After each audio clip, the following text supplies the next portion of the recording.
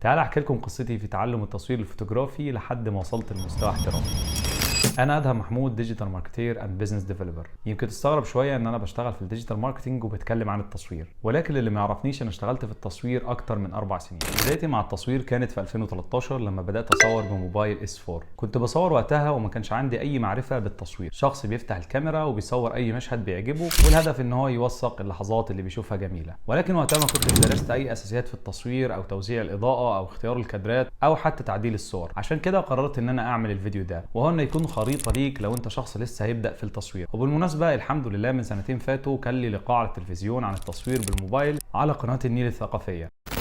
لو انت شخص حابب يبدا التصوير هديلك مثال بسيط يوصل لك اهميه ان انت تتخصص في البدايه. هنفترض مثلا ان احنا جبنا برج خليفه وجنب منه حطينا سور الصين العظيم. كلنا اكيد عارفين ان سور الصين العظيم من احد عجائب الدنيا السبع، وان برج خليفه ده شيء حديث واتعمل قريب جدا. ولكن لو احنا بعدنا عن الاثنين دول مسافه كيلو هنلاحظ ان احنا برج خليفه هو اللي بقى بالنسبه لنا واضح. وده بيوصل لك ببساطه ان الشخص اللي بيتخصص في مجال بيبدع وبيتميز فيه وبيكون ظاهر من بعيد حتى لو كان ما بين ناس مبدعه في المجال. والمثال ده كان قاله لي حد علشان يوصل لي اهميه ان الشخص المتخصص بيقدر ان هو يتميز. ودي هتكون اول نصيحه معانا، وهي ان انت تتخصص في مجال من مجالات التصوير. مجالات التصوير كتيره جدا، ولكني هتكلم معاكم عن اشهر المجالات في التصوير.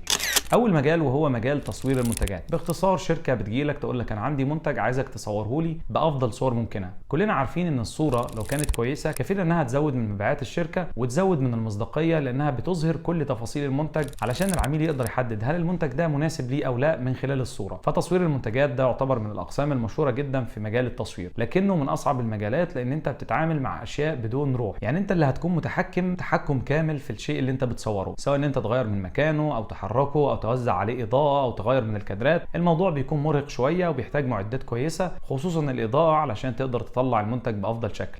تاني مجال معانا في التصوير وهو تصوير الاشخاص او اللي بيسموه بورتريت فوتوغرافي. المجال ده مجال جميل جدا، وهو ان انت بتصور الاشخاص صور شخصيه، سواء كانوا موظفين او اشخاص بيعملوا بيرسونال براندنج على السوشيال ميديا او اشخاص مشاهير. هنا انت بتكون بتركز على ان انت تطلع افضل صوره للشخص اللي انت بتصوره، ودي مشهوره جدا ويعتبر هو اشهر مجال في مجالات التصوير.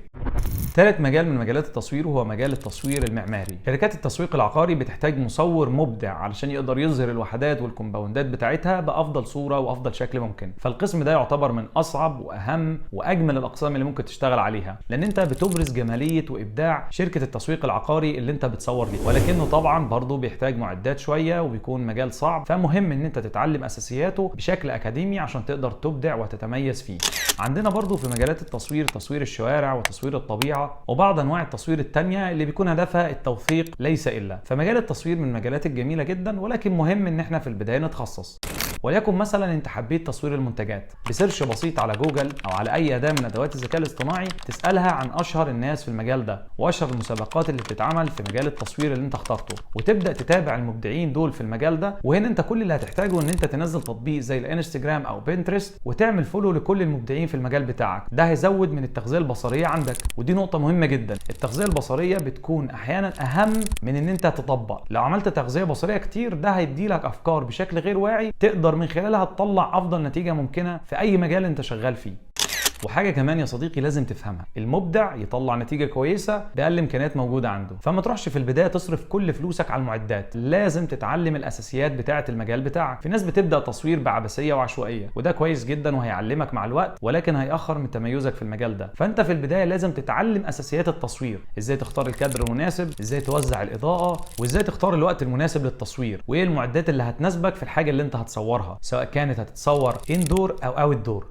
وده هياخدنا للنقطة الأخيرة والمهمة جدا، وهي إن أنت تتعلم إزاي تعدل الصور. تعديل الصور جزء مهم جدا عشان تتميز وتبدع في المجال بتاعك. وبالمناسبة مفيش أجمل من إن أنت هوايتك تكون مصدر دخلك. وبس كده، أشوفكم في فيديو جديد.